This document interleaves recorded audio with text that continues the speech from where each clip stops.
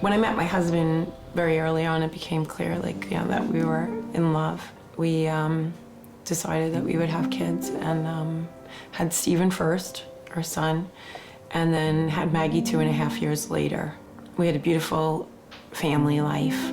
Maggie, when she was born, she was very stoic little girl. Kind of grew up to be her own person. And one August day, I got a text from Maggie saying that she didn't feel well. For me to get that text, I was alarmed. Maggie was 16. She was just beginning 11th grade. It was a very rainy August day. There was flooding everywhere.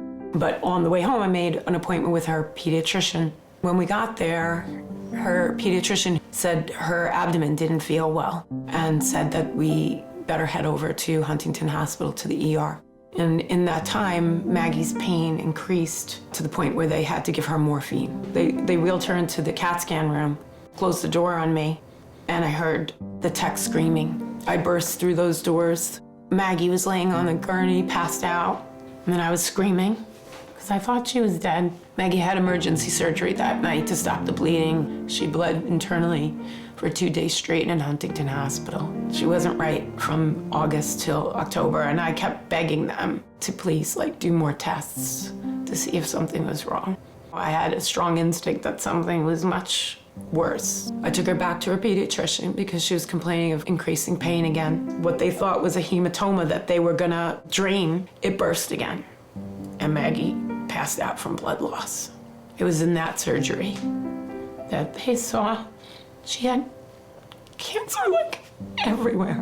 And that the best we could hope for was to extend her life, not save her. It was awful for her. She was sick all the time. She had lost tons of weight, probably half her body weight at this point. Shocking and hurtful to see.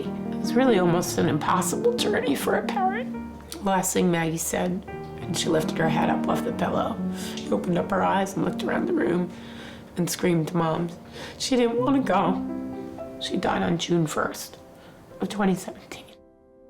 Maggie heard a lot of our adventures growing up. Had done a lot of different things in our lives, both of us. She said to me, "Mom, it's not fair. You got to do so much in your life." Tough thing to hear from your daughter, who's only 17. Before Maggie died, she asked us to help save other children. And so we started a foundation that is dedicated to funding research for cures of pediatric cancers and also offering assistance, financial assistance to families affected, children that are sick. Pediatric cancers go undiagnosed until it's too late. It's a very, very difficult journey on parents. It takes a huge emotional toll and a huge financial toll. Literally people lose their homes. With Maggie's mission, we've raised close to $1.5 million. It just feels really good to be able to honor her in that way. Maggie's mission is a celebration of Maggie. It's a continuation of her story. So her story hasn't really ended. There's so much more to tell.